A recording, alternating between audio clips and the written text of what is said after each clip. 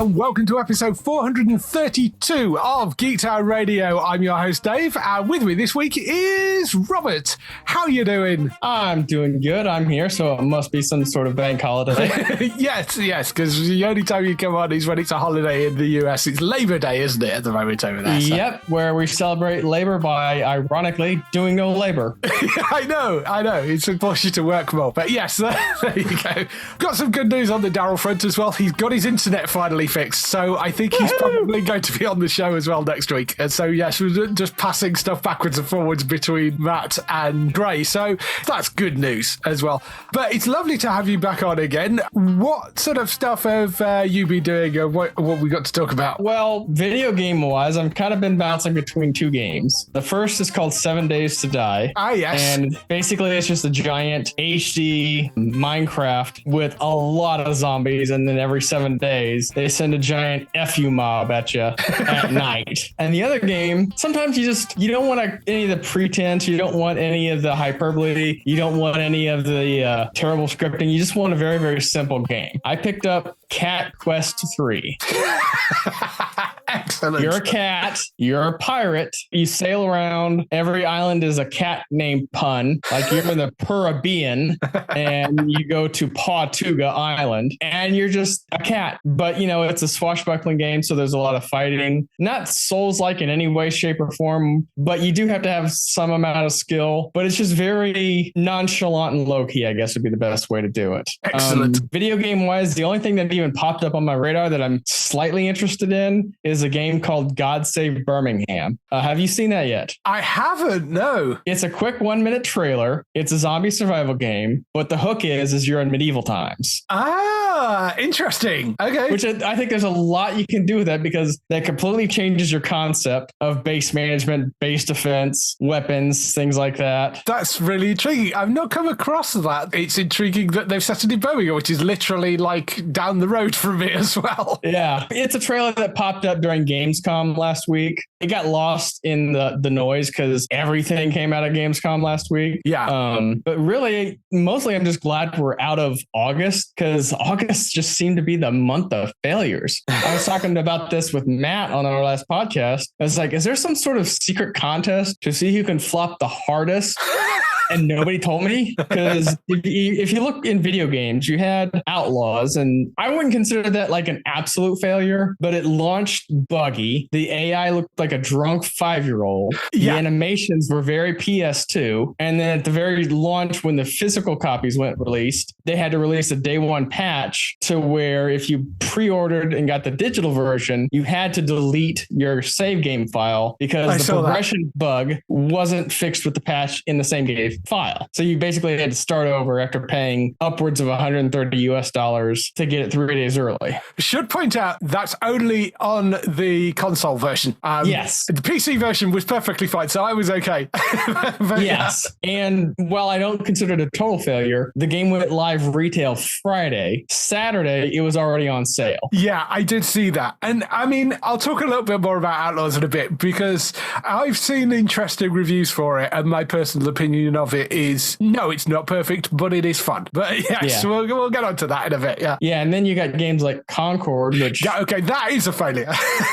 And you can tell how bad it is, because if you go onto the webpage where you can see PlayStation trophies, the very first trophy you get is get a single kill. The last time I looked at it, it was at 1,222.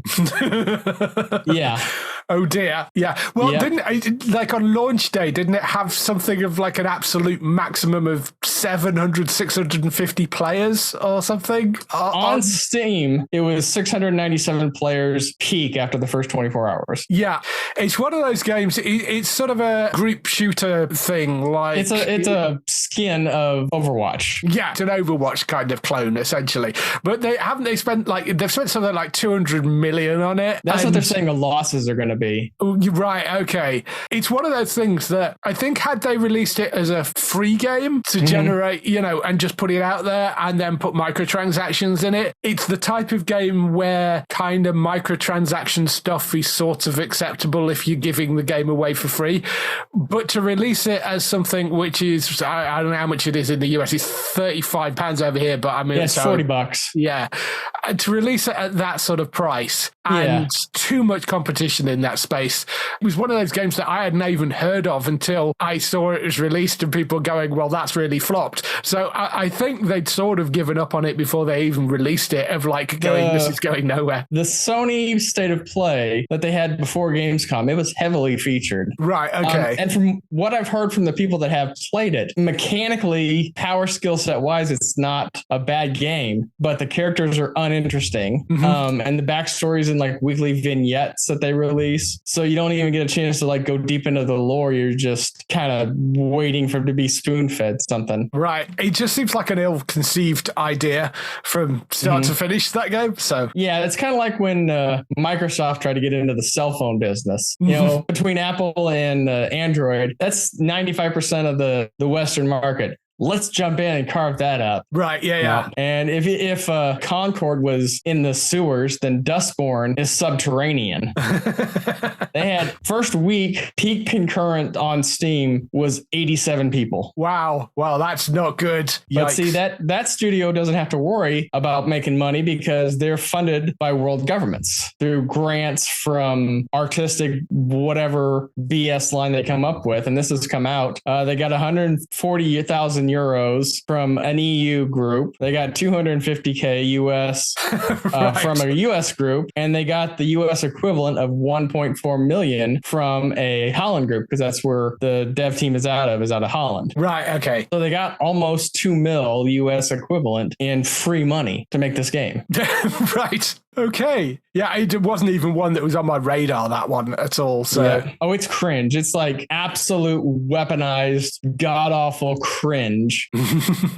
Like, take the furthest hate-filled, fueled left side Tumblr blog and imagine that manifesting itself into a video game. Right. Okay. Fair enough. And then on the TV side, what actually, obviously Deadpool and Wolverine succeeded. Yes. That was never not going to succeed. But in movie-wise, you had a competition between The Crow and Borderlands on who could fall on their face the hardest. Yeah, I was reading some reviews for The Crow, and it's like, this is the most pointless reimagining of, I know it's a property that's been done a number of times, but the reviews of it are absolutely horrible.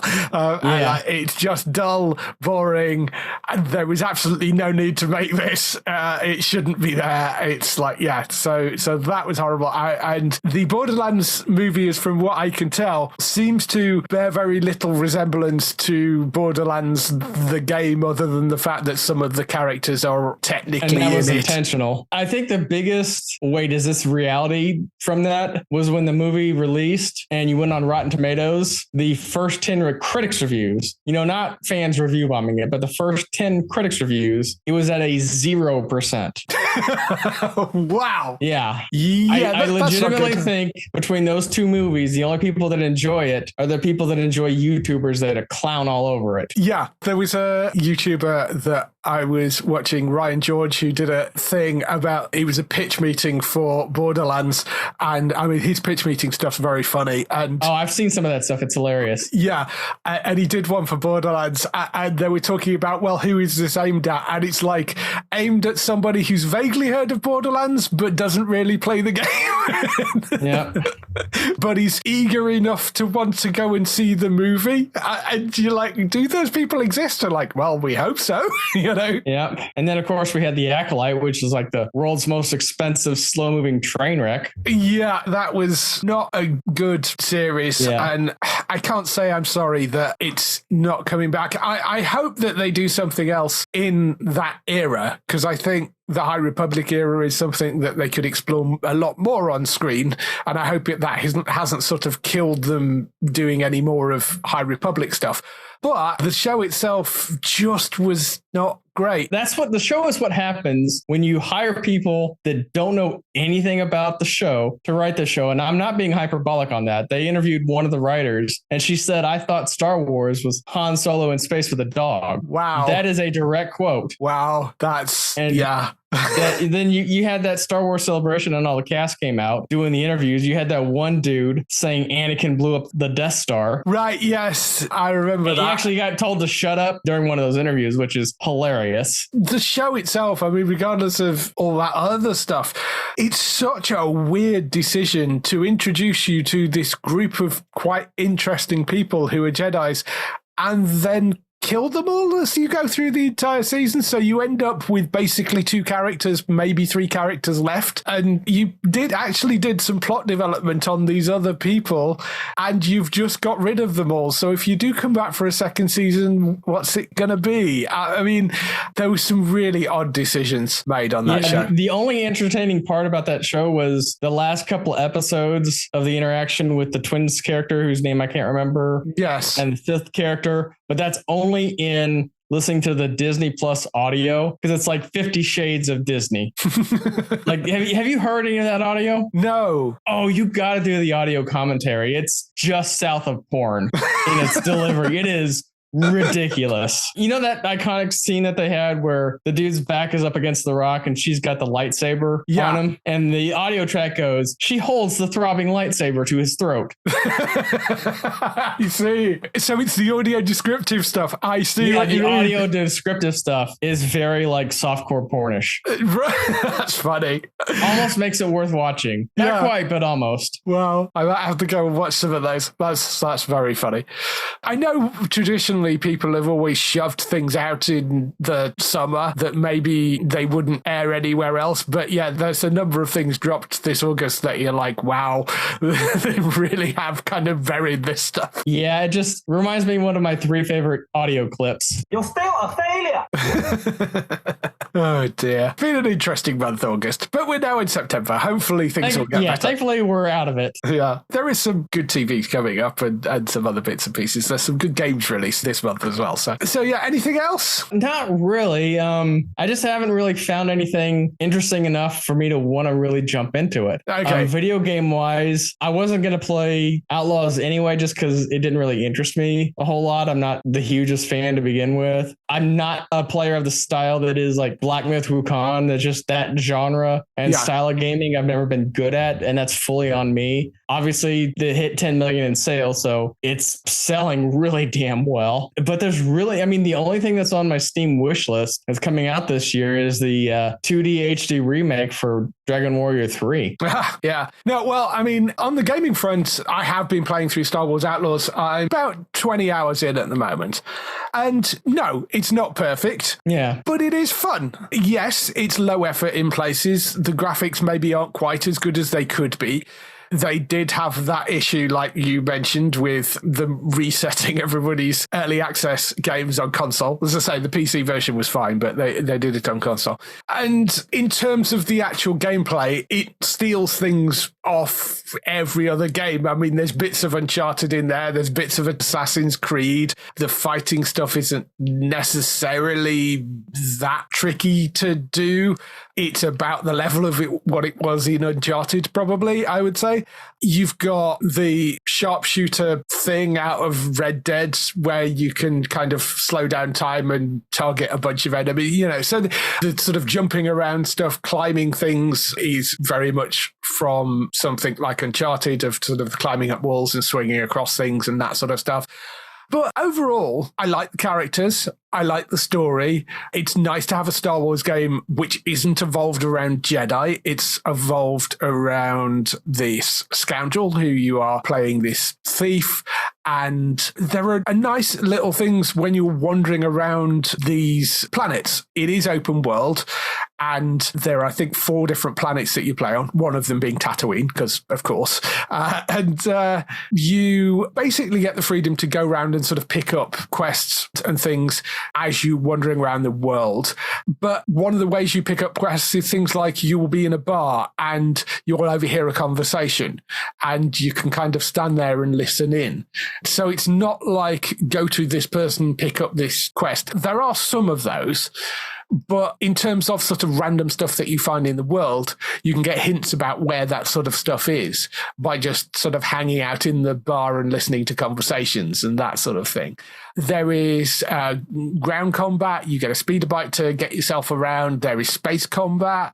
Again, the combat isn't exactly well refined, but it's good enough and it's fun. And overall, I'm just having a lot of fun with it. As I say, it isn't perfect. I would say it's a solid sort of 7, 8 out of 10 game.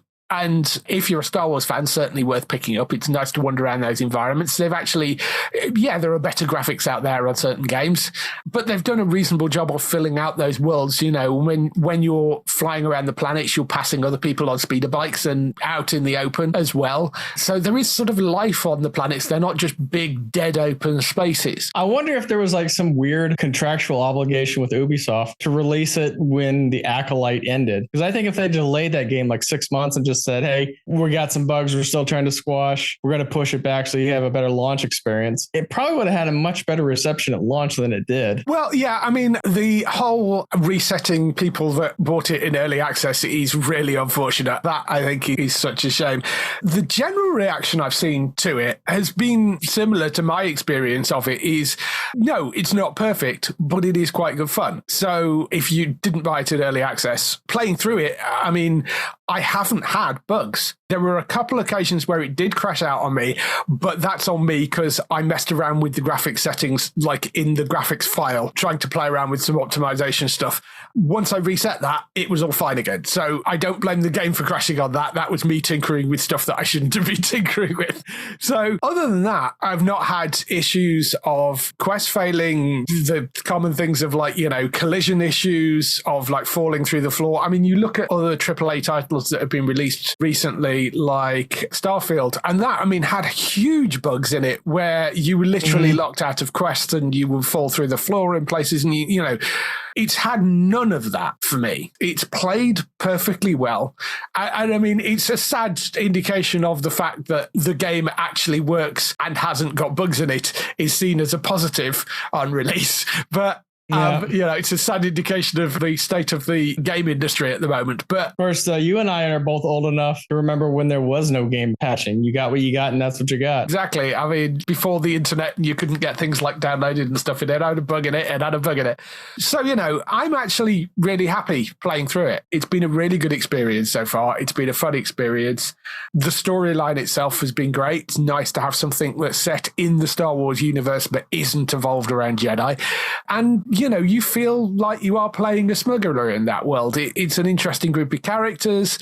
Kay, who's the lead character that you're playing most of the time, is really kind of interesting and likable. So I'm really quite enjoying it. And yeah, maybe don't go out and get it at full price, but certainly it's well worth going to pick up if sale comes along or something. I would definitely go and look at it if you like those sort of story-driven open world games. Yeah, and a broken game can be fixed better. Star Wars Survivor was like that. Cyberpunk 2077 was like that. Yeah, no, totally. And Star Wars Survivor had a lot more bugs in it when it launched as well. I mean, that was buggy as heck when it first launched. Yeah, and all the pre-launch bugs I was seeing was like stormtroopers would come out and just turn around in circles 14 times and then start shooting a wall for no reason. Right, yeah. Or Kay would go in for a knockout and just start Tokyo drifting around the map. Yeah, see, I've had absolutely none of that. And I mean, yeah, the AI isn't great either. I mean, it's not perfect, but I've seen worse. And if you're just there to have fun in a Star Wars world and play around, it's worth picking up, I would say. If you're a Star Wars fan, you will have fun with that game.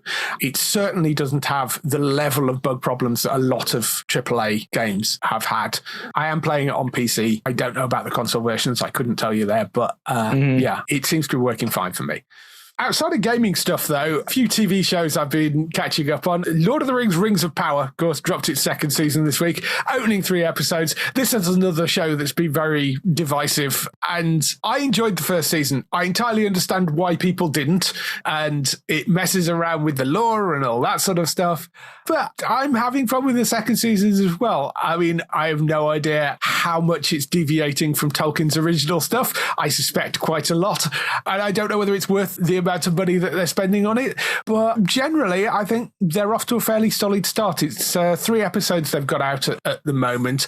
It depends whether you're a fan of Lord of the Rings or not, and how much of a fan of Lord of the Rings you are, I think. Because the movie's messed around with Tolkien stuff as well. I just think this does it to a slightly larger extent, and I know that upset a lot of people. But second season, I think, is as solid as the first was. There are things where they could do with maybe kind of amping it up a little bit, because there is a lot of sort of people wandering around and that sort of stuff, and, not much going on. But overall, I rather like the story, and I'm interested to see where they go with the rest of it. Did you watch any of that? I don't know whether you're a... No, I never really had any interest in the show itself. And that's mostly because even before the show, I try to avoid criticisms of anything before anything comes out, because I haven't seen it, obviously. And before the show launched, there was a lot of criticisms coming from how it doesn't really follow the lore, how it breaks lore left, right, and center. And then the cast and crew just started coming out and attacking people saying that, calling them all sorts of terrible names. And I'm just like, okay, yeah, I'm not getting involved in that. Yeah. The only thing of note is that, and Amazon releases statistics, so that's on them. They said that only 37% of the people that started it finished it. Right. And I think that's more of a telling than anything else. Like, if you can't even you're less than half of the people that started it finished it, that tells me there's something wrong. Yeah, I'm really going to be quite interested to see whether they do make it to a third season, because it's got a second season because they picked it up for 2 seasons. And they spent an awful lot of money bribing the Tolkien estate to allow them to do this show in the first place. And they couldn't even get anything. I mean, they can't legally say the word Hobbit because they couldn't get the rights of the word Hobbit from the estate. Yes. They were given a very specific amount of stuff to play with. So I'm interested to know whether they are going to renew it for a third season or whether they're going to end up leaving it. I mean, at the end of the day, if Amazon wants to throw money away on it, they are quite within their right to do that, and it's not like they don't have the money to do that. So if they wanted to give it a third season and round it off in some way, I don't know where the second season ends, but they might end up doing that. I don't know. If they do have a third season, it'll have the advantage of them being able to course correct the writing, because I think the second season was written and halfway filming by the time the first season ended. And so they weren't able to take any legitimate criticism of the show of this, and this, and this, and they couldn't course correct it at all. So yeah, I think that was a problem as well. We'll have to see whether they do make it to a third season or not. I mean, as I say, it was pre-ordered for 2 seasons. We'll have to see where it goes with that. Only Murders in the Building came back for its 4th season. Solid opener. I love that show. It's such a fun series, and it's one of those things that on paper, you look at it and go, okay, Steve Martin Short, that should work. Selena Gomez? That's a really odd mixture, but she's great. And the 3 of them together, it works brilliantly. It's kind of sending up Hollywood in this one, because as well as a murder to solve, if you know what happened at the end of the 3rd season, they are also being offered this film deal to make a film out of their podcast, and they've got that going on as well. But the opening episode was fantastic. I really, really enjoyed that show. I'm looking forward to see where they go with the second season. I think it's really well written, and it's just fun. It's a really fun and funny series, that. And the other thing I watched through was That 90s Show. Second season of that is now fully out. Technically, it's called Parts 2 and 3, but Parts 2 and 3 are technically how they ordered it the second season. I mean, it is what it is. It is basically an updated version of That 70s Show. It's shot in exactly the same way. It's a very bog standard, traditional network sitcom. It just happens to be on Netflix.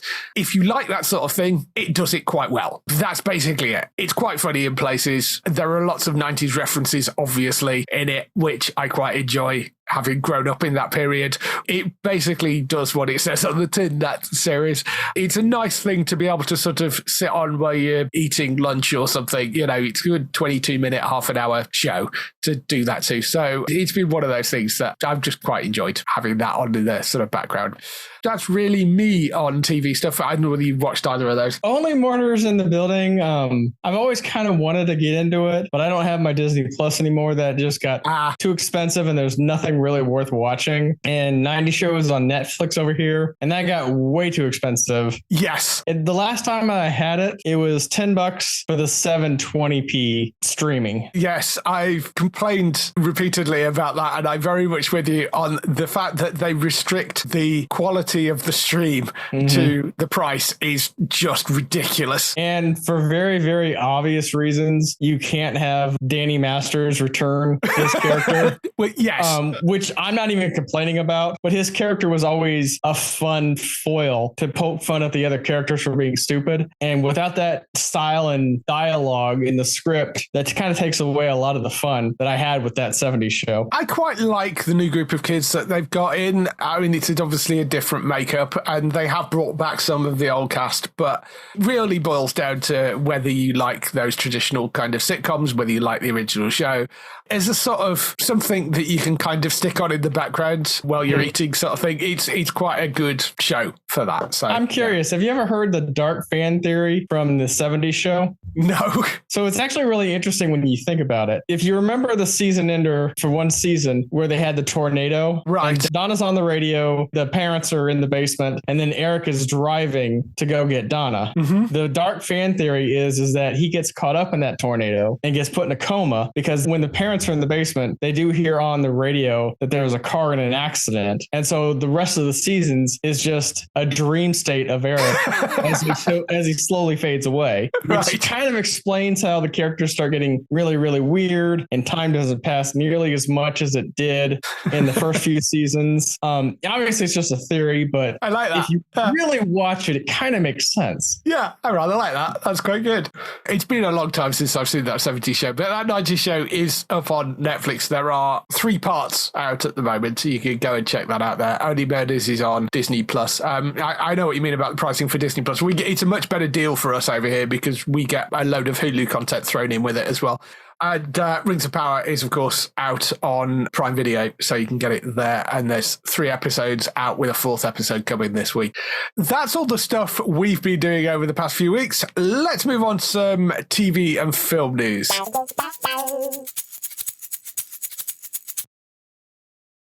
So we start off the TV and film news with renewals, cancellations and pickups. One cancellation this week, and I'm kind of sad about it because it was quite fun. Dead Boy Detectives has been cancelled after 1 season on Netflix.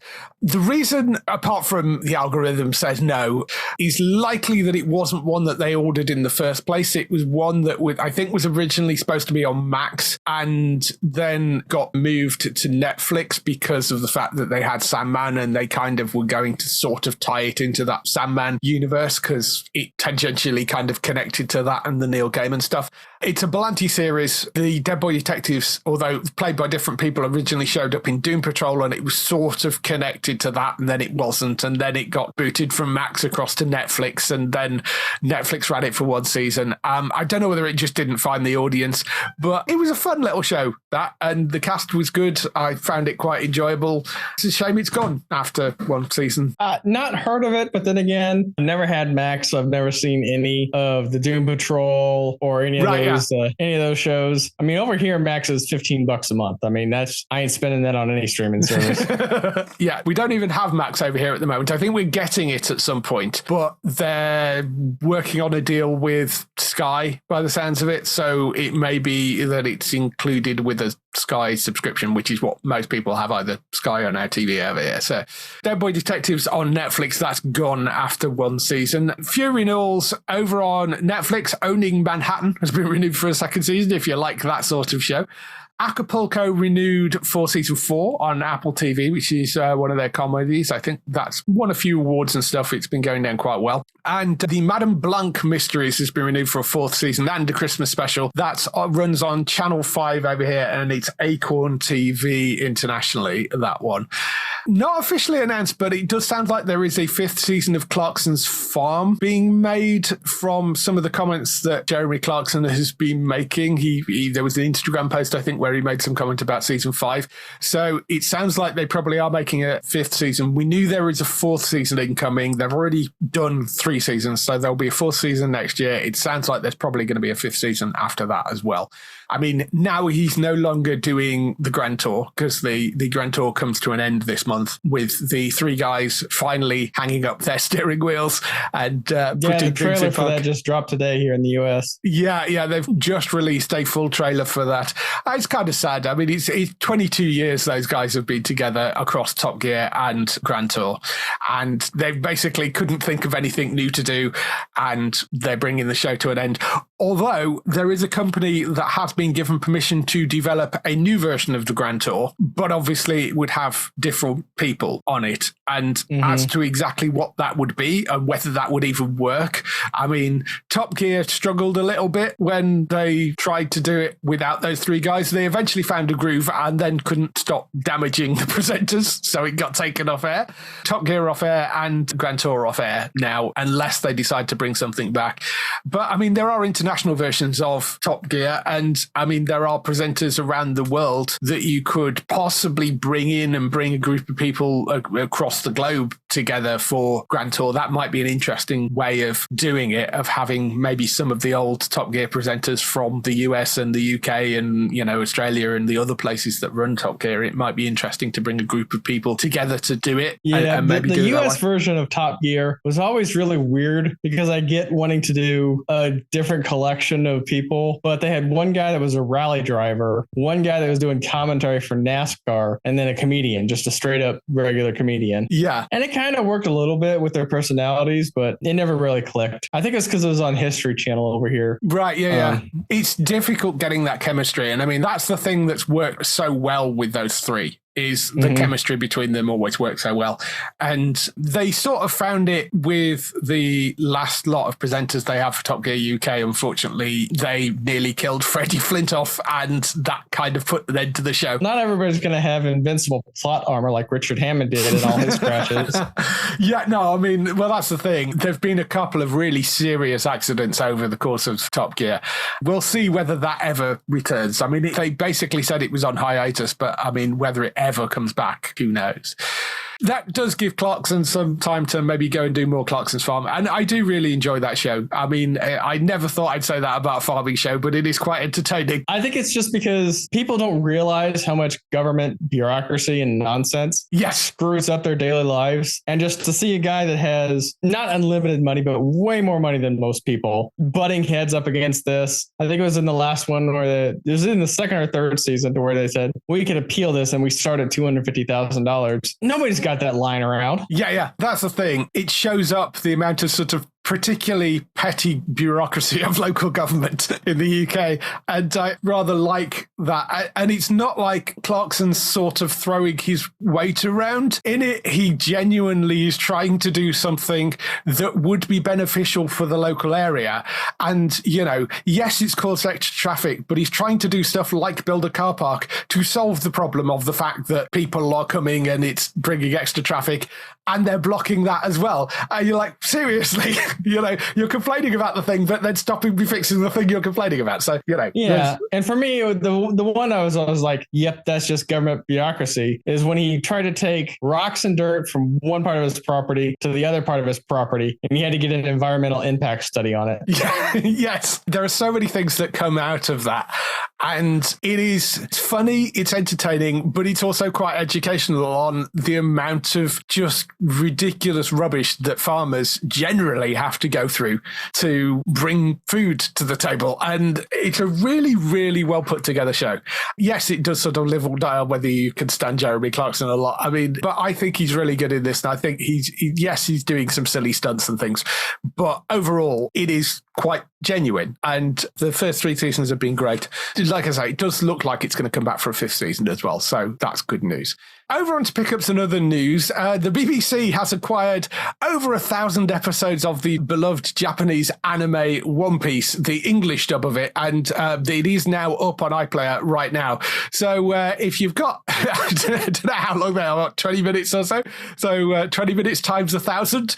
If you've got that time spare, you can go and start working your way through episodes of One Piece on the BBC right now. I mean, I saw some of the live action one. I don't think I've ever seen the actual anime, but I think this is the first time it's been fully available in one place in the English dub in the UK. Yeah, So I do watch some anime, not a whole lot. I'm not really familiar with One Piece, but I have heard from people that are like really into it saying it's probably the most faithful translation that you can do with live action. right, yeah. Obviously, when your main character has go-go gadget rubber arms, there's Yes. only so much you can do with live action. And obviously trying to scoop as much as possible from, like you said, over 1,000 episodes into like an 8-episode series. There's going to be a lot of stuff you miss, but from what I've heard, it was pretty good and way better than the last one they tried to do. Yeah. Oh, what was it called? Cowboy Cowboy Bebop. Bebop. Yeah. Yes.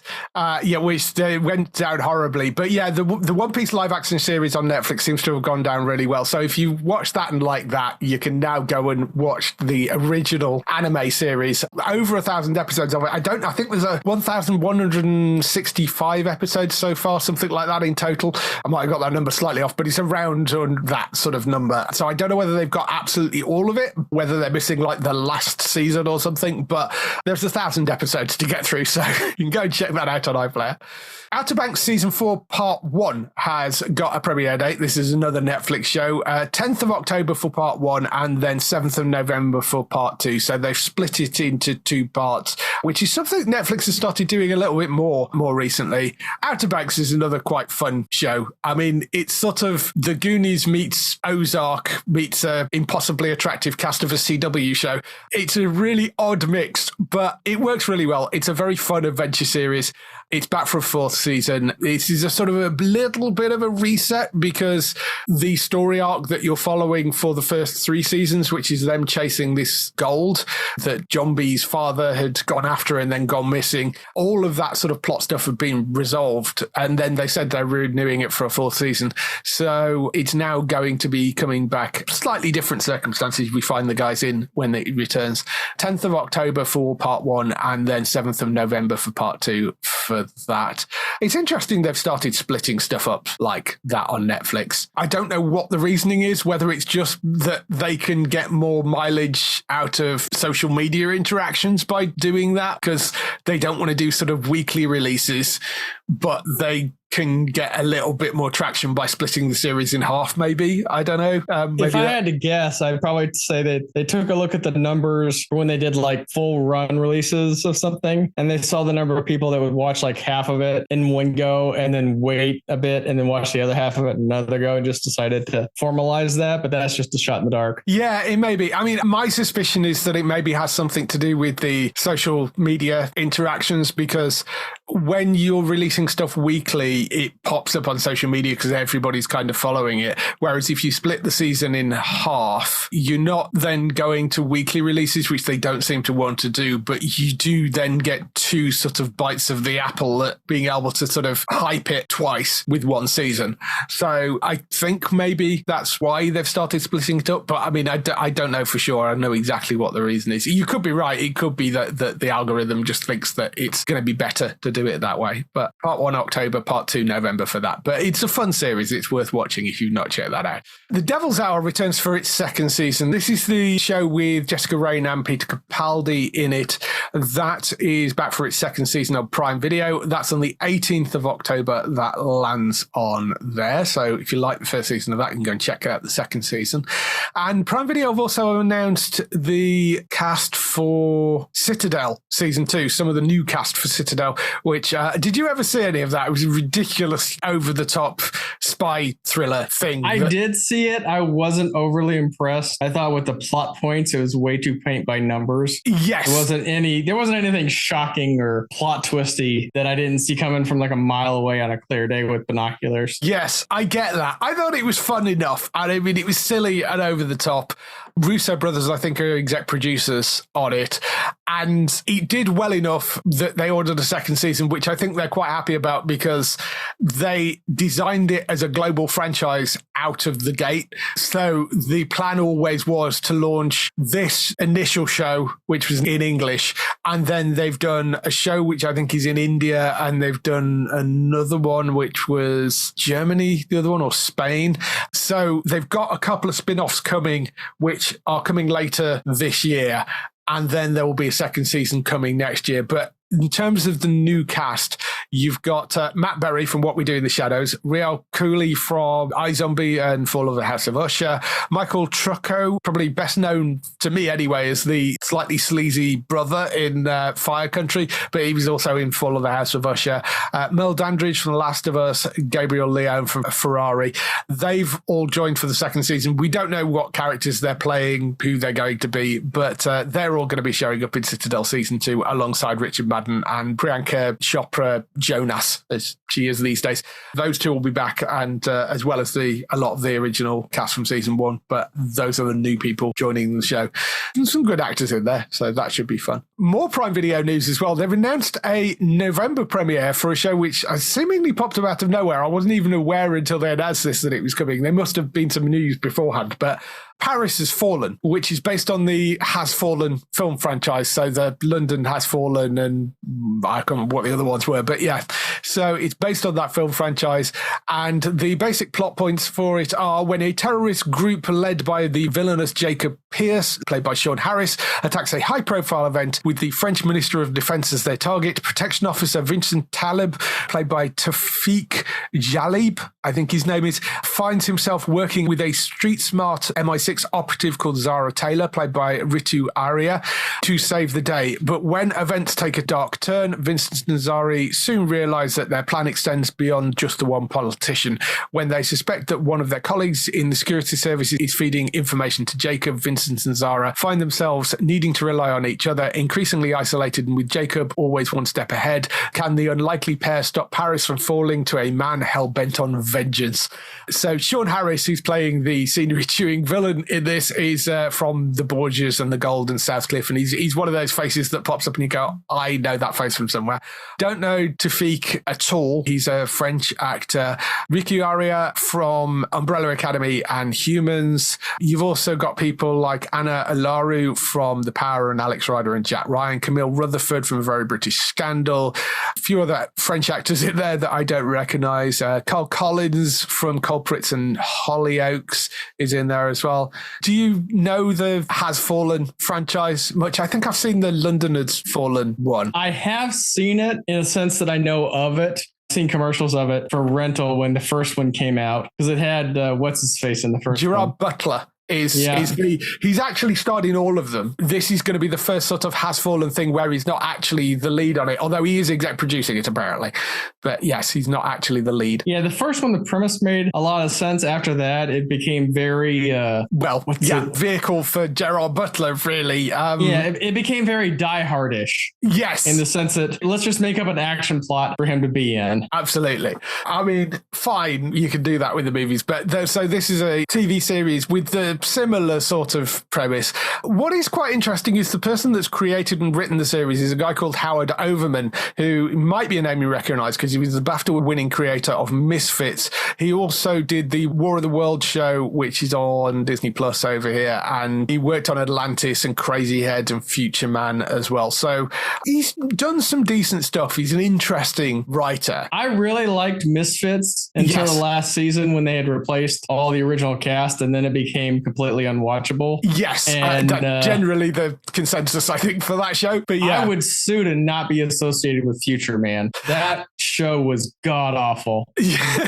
Yes, Future Man is what happens when some producer wants his cousin to be a director and gives him a show. Yeah, I thought the War of the Worlds one was interesting. I think it lost its way a bit towards the end, but I never saw that one. Yeah, Crazy Head was an interesting show as well. It's Howard Overman behind it. This is sort of a bit of a departure for him because the stuff that he does tends to lean into either sci-fi or misfits with sort of sci-fi superhero-y sort of stuff. I don't know. It's going to be interesting to see something from him which is a straight up action thing and see how that works. But the film franchises have been pretty successful and made over $500 million at the box office across the franchise on budgets which are much less than that. So franchise has been successful.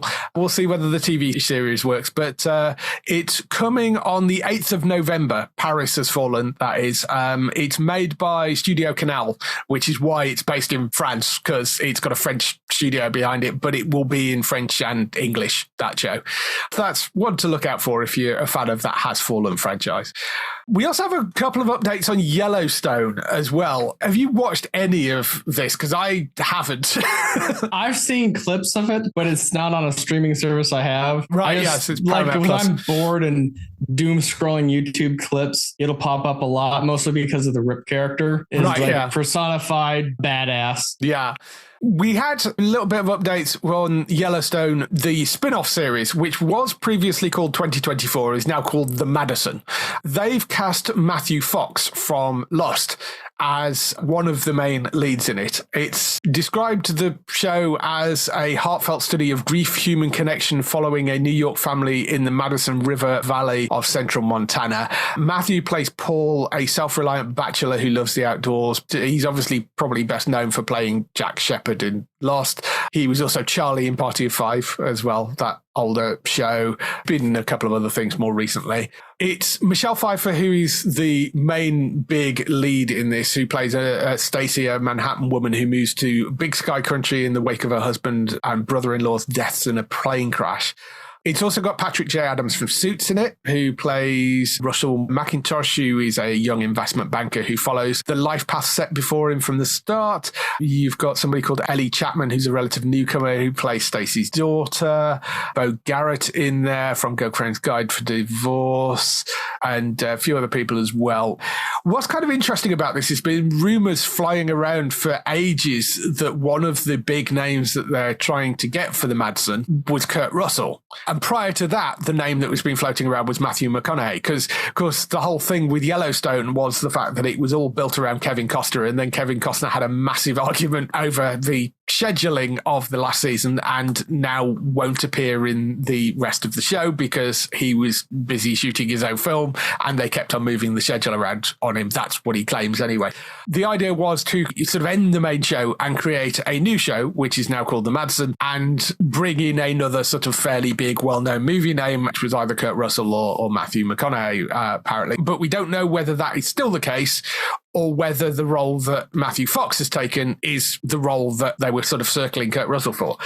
Outside of that, there was another story that popped up, which is that the main show might not actually be ending at all, because they've been saying it's the final season, and then they dropped a little teaser thing today saying, you know, it's all led up to this, but they don't specifically say that season 5 in that trailer is the final season, because usually when they release those things, it's like, you know, the final season thing coming. So they obviously are going to round off the Kevin Costner plot line as best they can without Kevin Costner being in it. But there is talk that he's going to come back for a 6th season, because they've been talking to Kelly Riley and Cole Hauser. Kelly played Beth Dutton, the daughter of John Dutton, played by Kevin Costner, and Hauser played Rip, you just mentioned in the show. They're apparently talking to them about continuing it. So that then opens the question of, well, maybe they are looking for Kurt Russell and Matthew McConaughey, but they might be looking for one of them for the main show to step into the shoes left by Kevin Costner if they're going to continue the show as a 6th season. So it's all a bit confusing as to what's exactly is going on. All we do know is that there is definitely a spin-off coming called The Madsen, and it looks like those two characters are going to be coming back in some way, and there may be a 6th season of the main show as well. I mean, if you like Yellowstone, that's probably good news. I think this is the first time they've done one which is actually would be 2 shows set in the same time period, because all the previous Yellowstone spin-offs have all been like set back in history. So, yeah, and in a weird circular way of things, Cole Hauser was actually in Olympus Has Fallen. There you go. I was kind of knew the name, but I didn't really know the name. So I've just been looking up his IMDb. It goes back quite a while. It goes back to 92. He was actually in School Ties. That was a really good movie way back in the day. Right, yeah. He's about the same age as me, that guy, actually. School Ties, Good Will Hunting, Pitch Black, Tears of the Sun. He's got a really interesting IMDb page. Yeah. Dazed and Confused as well. A Good Day to Die Hard, going back to, Bruce Willis action stuff. Yeah, Too Fast, Too Furious he was in as well. So, yeah. That's something that I've always wanted to do. And this is a weird tangent, but I've always wanted to, not like a psychological experiment, but more like a sociological experiment. Get a bunch of people that have never seen any of the Fast and the Furious franchises, have them watch the first one, have them immediately watch the last one, and then try to explain how they got from A to B. That's actually a really fun experiment. I would love to have someone try to explain the start to the last one. That would actually be a really, really interesting experiment to try without sort of looking anything up in between. They've just got to watch the two movies back to back and then like fill out something. Film students, do that as a project. I want to see that. I'm sure there must be plenty of people that haven't seen the I know several people that haven't seen it just because it's not their style of movies. But I mean, I think I've seen the first one, but I think that's the only one I've seen. So that would be an interesting thing. I've seen them all just because it's a good movie. If you just want to shut down and be brain dead for a couple hours with a ton of popcorn, it's a great franchise for that. Mm-hmm. But they trying to top themselves. It just gets into that's improbable. That's implausible. There's no chance in hell that actually could work. Absolutely. If there's any film students listening to this, there's an idea for a project for you. That would be an interesting one to test out. That's all the news we've got for this week. Just some highlights for next week on TV coming up.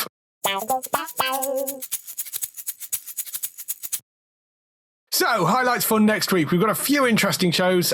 Blue Bloods finally returns in the UK for its 14th and final season.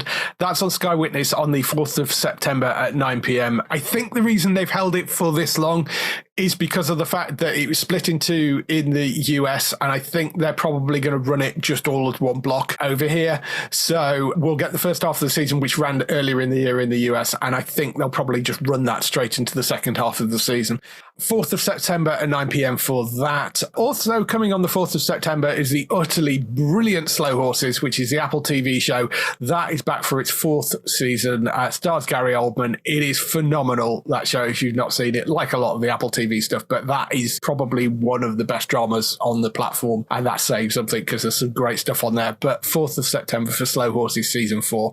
Power Book 2 Ghost Season 4B, so the final episodes of that lands on MGM Plus in the UK. That's on the 6th of September. That is back for the final bit of the Power franchise, although they are doing spin-offs and other things and all that stuff as well.